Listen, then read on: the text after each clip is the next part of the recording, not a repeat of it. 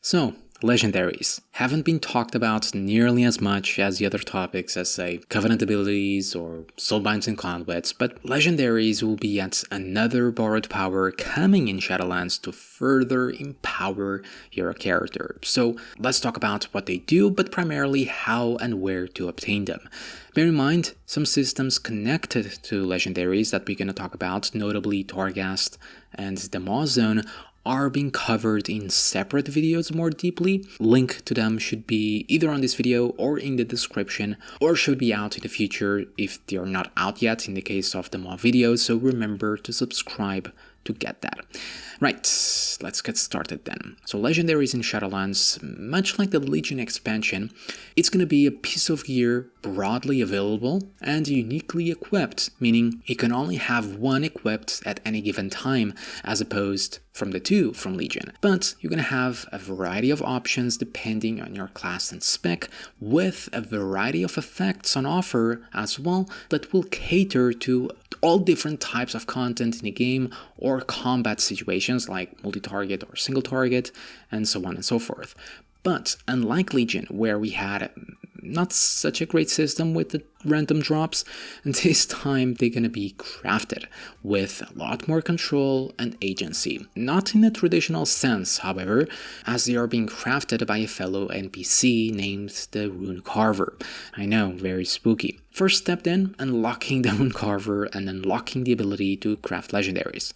This will be done pretty fast the minute that you reach level 60 in Shadowlands and you choose your Covenant, following that mandatory tutorial intro questline that we discussed a bunch in the past videos. One of those quests are going to lead you to the Maw Zone, helping out the Venari character there, and subsequently unlocking the Torghast Tower feature content that we discussed again in the past video. In one of your Torghast adventures, in one of your very first runs in Torghast, you're gonna find a key, a drop from the first ever boss you kill, an item to begin a quest. This key will lead you to a small chain quest back to Venari and in and around the Maw, eventually leading you back into Torghast and find this secret chamber. Not very secret, but you know what I mean. Basically meaning, follow the intro quests and you're gonna be fine.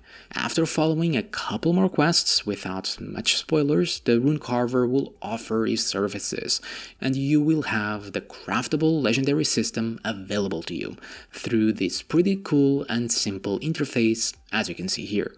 So how are you gonna go about doing that? How are you gonna craft legendaries? Well, first of all, you're going to need the recipe, or rather the Rune Carver memory of the specific legendary power you want to obtain, or rather craft.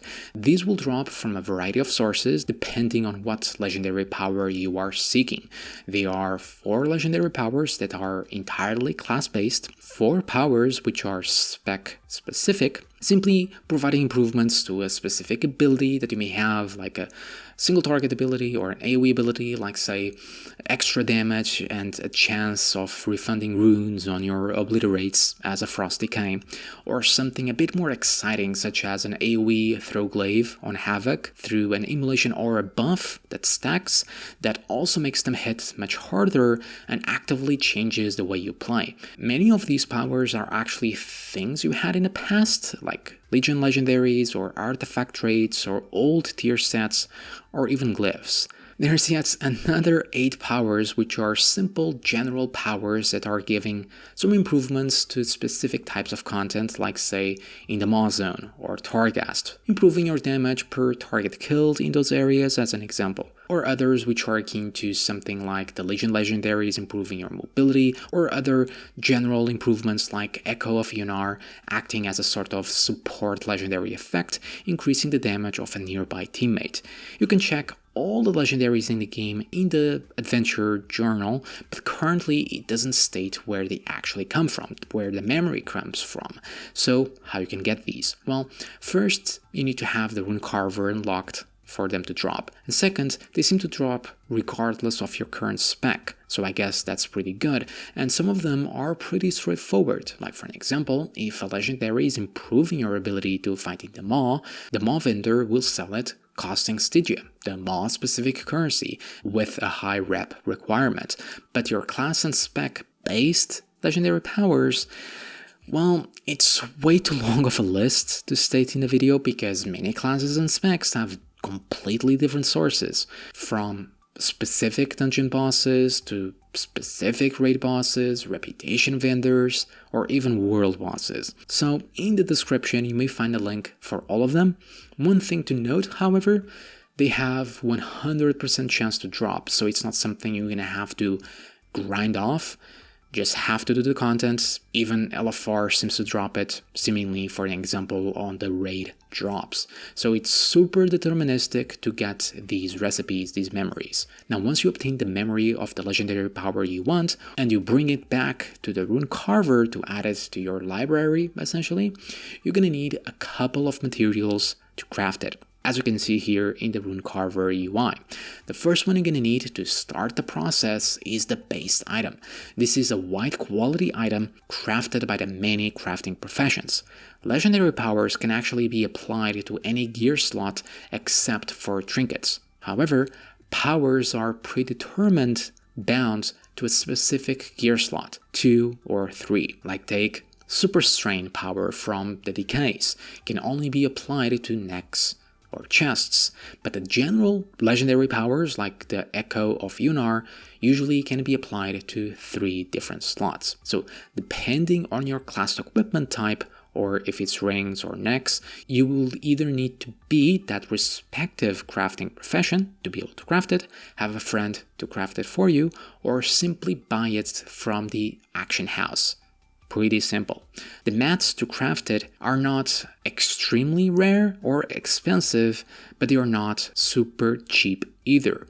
No matter the type of equipment, you're usually gonna need the entry level material, like say basic silk, basic leather, stuff like that, and an enchanted version of the respective gathering profession, like say enchanted silk for tailor or enchanted hide for leather working. These are actually crafted by the enchanters by combining the entry level enchanting dust and of course the basic gathered material. On top, you're gonna need arboreal shards, which is similar to expulsum, but you can simply buy these from a profession vendor for 125 gold.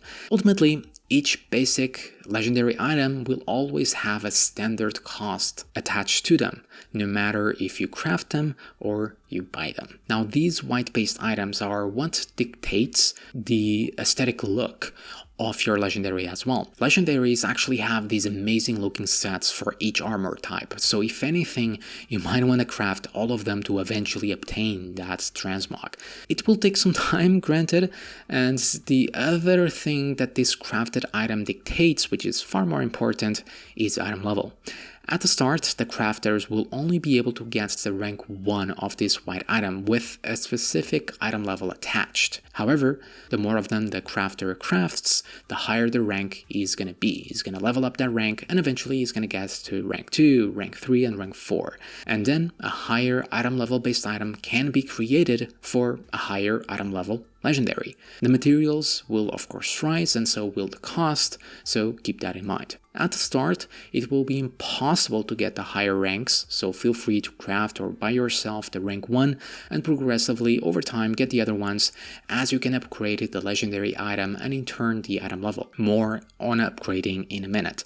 And later in the expansion you may simply buy the rank 2 or rank 3 straight off, out of the AH, right? By the way, the rank does not change the power itself of the legendary, only the stats and the item level that it offers. So after obtaining the base item you need, you may select the legendary power you want, which is tied to the equipment slot you just picked. But after that, you're gonna need a couple more things, like missives, crafted by the inscription profession. This is what will allow you to select what secondary stats you want your legendary to have.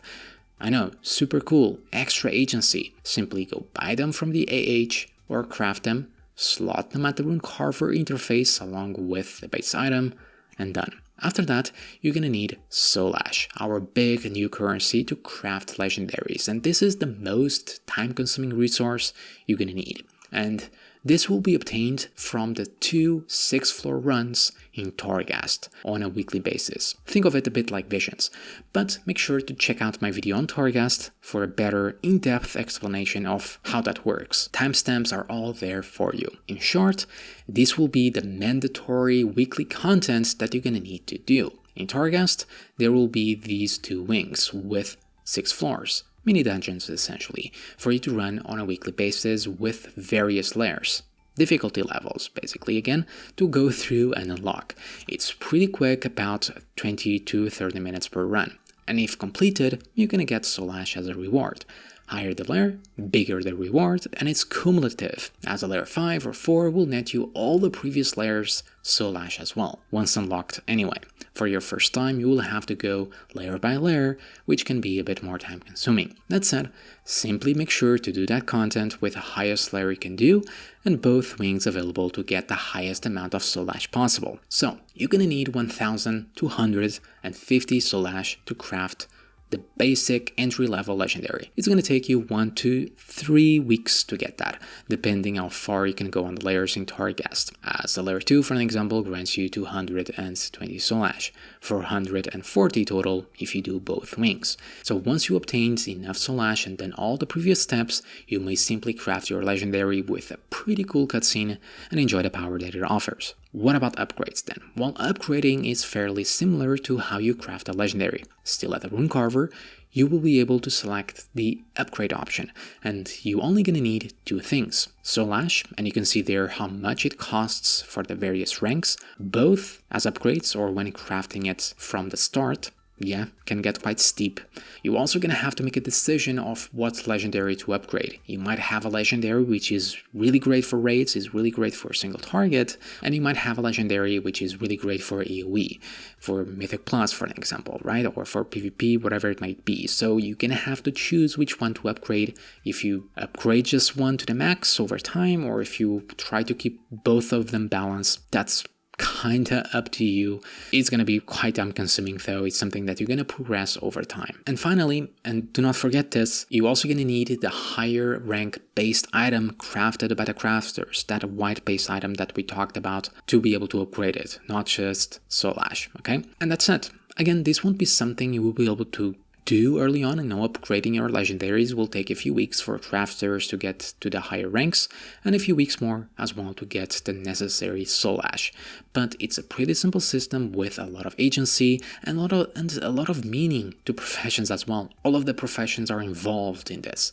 And expect as content patches roll out, like say new raids and stuff, for the item level to increase with further ranks, and so you're gonna need to continuously farm more Soul Ash to continuously upgrade your legendary, okay? So yeah guys, do remember to check out my other guides like Torghast, so you properly know how to get Soul Ash and whatever else, my Soulbinds video, my Covenant video, and all of that. Thank you all for watching. We're gonna cover them all next as our final video for Shadowlands, and I'll see you all next time.